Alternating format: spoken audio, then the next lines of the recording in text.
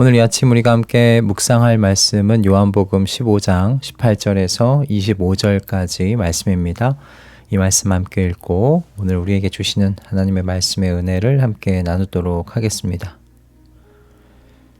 세상이 너희를 미워하거든 세상이 너희보다 먼저 나를 미워하였다는 것을 알아라.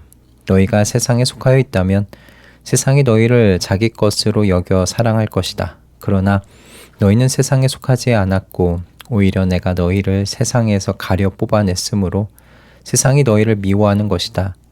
내가 너희에게 종이 그의 주인보다 높지 않다고 한 말을 기억하여라. 사람들이 나를 박해했으면 너희도 박해할 것이요 또 그들이 내 말을 지켰으면 너희의 말도 지킬 것이다. 그들은 너희가 내 이름을 믿는다고 해서 이런 모든 일을 너희에게 할 것이다. 그것은 그들이 나를 보내신 분을 알지 못하기 때문이다. 내가 와서 그들에게 말해주지 아니하였더라면 그들에게는 죄가 없었을 것이다.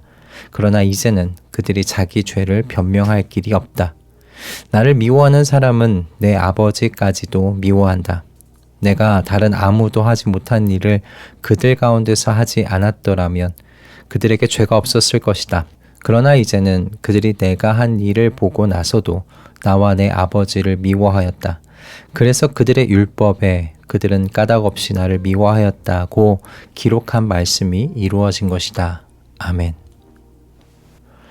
존 버년이라는 사람이 지은 철로 역정이라는 책이 있습니다. 제가 알기로는 기독교 서적 중에 성경 다음으로 가장 많이 인쇄된 책으로 알고 있는데요. 많은 성도들이 지금도 사랑하고 있는 책이죠. 저희 집에도 철로역정 책이 다른 버전으로 2권이나 있습니다. 그런데 이 철로역정의 책을 제가 먼저 접했던 것이 초등학교 때였는데요. 이때 철로역정을 책을 읽을 때는 이게 무슨 말인지 도무지 이해가 되질 않아서 읽다가 흥미를 잃었던 기억이 있습니다. 다시 이 책을 집어들게 된 것이 20대 중반의 청년 때였어요. 이때는 이 책이 얼마나 제 가까이에 느껴졌는지 모릅니다. 그리고 30대가 되어서 철로역정을 다시 읽어보게 되었습니다. 그러면서 그때 생각했던 것이 이 그리스도인이 하나님의 나라 안으로 들어가기까지 참 고단하고 험난한 여행길 가는구나, 그런 생각을 하게 되었어요. 여러분도 아마 철로역정 지금 다시 읽어보시면 저와 비슷한 생각 하시지 않겠나 싶습니다. 주인공 크리스천의 여행길이 정말 시험과 위험과 고단함의 연속이라는 것을 읽으시면서 느끼실 수 있으실 것 같아요. 그리고 그것이 존 버년이 경험한 성도가 이 세상에서 살아가는 삶의 길이기도 했던 것 아닌가. 그리고 오늘 본문 속 예수님도 같은 말씀하고 계시지 않은가, 그렇게 생각을 해봅니다. 예수님께서 말씀하신 성도가 세상에서 미움을 받는 이유, 오늘 본문 속에서 이야기되는 것은 먼저 오늘 좀 이야기하고 싶은 건 또 이 소속이 바뀌었기 때문이다 라는 것입니다. 사실 바뀐 정도가 아니죠. 예수님께서 하시는 말씀을 보면 세상이 예수님에게 자신의 것을 빼앗겼다고 표현할 수 있을 정도입니다. 19절 말씀입니다. 그러나 너희는 세상에 속하지 않았고 오히려 내가 너희를 세상에서 가려 뽑아냈으므로 세상이 너희를 미워하는 것이다. 이 말씀을 보면 우리의 원소속이 세상이었다는 것을 알 수 있죠. 사도 바울은 에베소서 2장 1에서 3절 말씀에서 우리의 원소속에 대하여 적나라하게 이야기합니다. 사도는 우리에 대해서 이렇게 이야기를 했어요. 허물과 죄로 죽었던 사람들이다. 불순종의 자식들 가운데서 작용하는 영을 따라 살았던 사람들이다.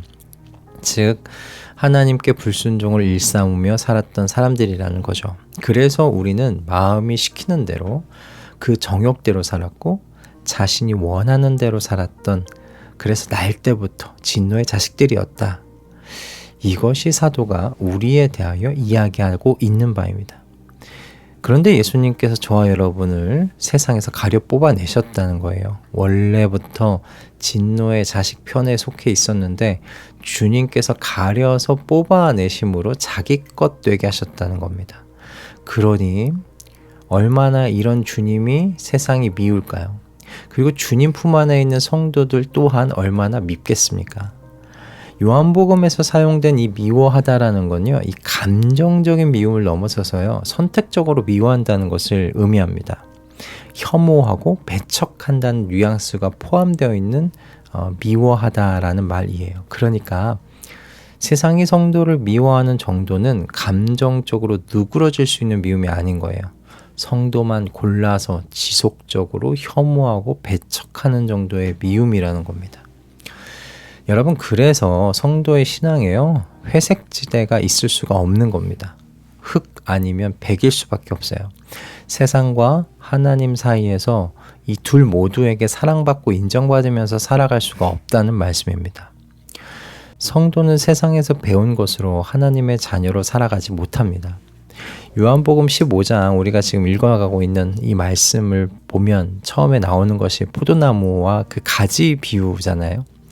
이것을 여러분 잘 생각해 보십시오. 가지가 열매를 맺는 것은 포도나무에 붙어 있기 때문입니다. 포도나무에서 생명에 필요한 양분과 그리고 열매를 맺을 때 필요한 모든 걸 공급받고 있는 거죠. 그러니까 다른 어디서 이 열매에 필요한 것을 받을 수 없어요. 오직 포도나무에 붙어 있는 가지는 그 나무에서만 양분을 얻을 수 있습니다. 지난주에 우리가 나누었던 대로 또 성도가 세상 속에서 행하는 사랑, 여러분 세상이 보여준 사랑이 아닙니다. 내가 너희를 사랑한 것과 같이 너희도 서로 사랑하여라, 이 말씀 아니었습니까? 성도가 아직 살아가는 장소는 세상이지만 그 세상 속에서 세상이 말하는 사랑의 방식, 여러분 그것을 우리가 배운 게 아닙니다. 하나님의 아들 예수 그리스도께서 직접 보여주신 사랑이 성도의 사랑의 기준이고 방식이지요. 이렇게 성도는 사랑하면서 살아가는 그 방식마저 세상에서 배우지를 않습니다. 그러니 세상이 성도를 미워하고 배척하고 싫어하는 건 당연한 일인 겁니다. 우리가 세상에서 살아가면서 그리스도인이기 때문에 당하는 미움과 분리, 이런 것이 없다면 어쩌면 충분히 그리스도인으로서 세상 속에서 살지 않고 있기 때문일 수 있어요.